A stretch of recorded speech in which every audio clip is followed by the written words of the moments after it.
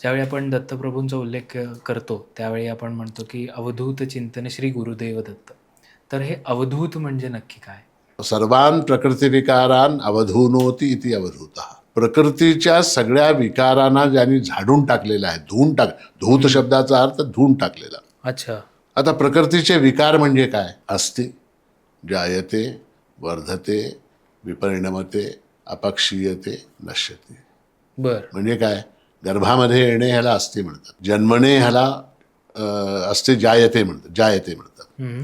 नंतर वर्धते, जन्मल्यानंतर ते शरीर जे आहे त्याचं वर्धन होतं, ते लहानाचं वाढतं, मोठं होतं वाढ. त्याच्यानंतर विपरिणमते, मग त्याच्यामध्ये परिवर्तन होतात. मग अपक्षीयते, मग त्याच्यामध्ये एक प्रकारचा ऱ्हास, एक प्रकारचा क्षय दिसून येतो. पूर्वीची शक्ती असत नाही, वागते, कंबर वागते, शरीरामध्ये बळ असत नाही, अपक्षीयते.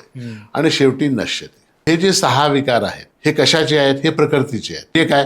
हे शरीराचे आहेत. हे शरीराचे विकार आहेत. अवधूत जो असतो तो स्वतःला शरीर मानत नाही, हां. तो आत्मा समजतो स्वतःला.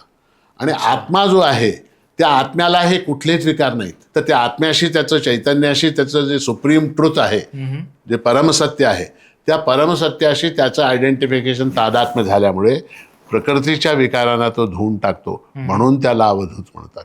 अच्छा. कपडे काढून वागतो, किंवा भस्म लावून घेऊन वागतो, किंवा स्मशानामध्ये राहतो, किंवा वायुभक्षण करून राहतो, किंवा एका पायावर उभा राहतो, किंवा मौनच पाळतो, तर तो ठीक आहे. त्या सगळ्या गोष्टी, मौनाचं आपलं महत्व आहे, भस्माचं आपलं महत्व आहे, स्मशानामध्ये साधना करण्याचं आपलं महत्व आहे, कपडे न घालण्याचं आपलं एक वेगळं महत्व आहे. पण त्याला अवधूत म्हणता येत नाही. अवधूत कोणाला म्हणतो? जो आत्म्याशी ज्यांनी तादात्म्य साधलं आणि देहाचे जे विकार आहेत त्यांचा परित्याग करून टाकला, तर तो अवधूत. अवधूत.